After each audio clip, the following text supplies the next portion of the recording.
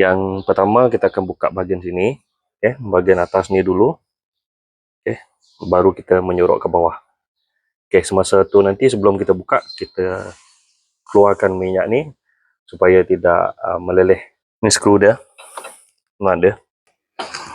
Dan kita akan keluarkan dia punya bahagian hose ni, yang baru tak dibekalkan. Jadi ini jangan hilang. Inilah hose dia. Kita masuk yang baru. Bahagian ini di depan dan bahagian ini di belakang. So, hose dah saya pasang, air cleaner pun dah saya pasang.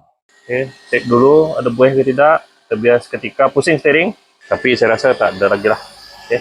Semua dah kita tukar. Selesailah.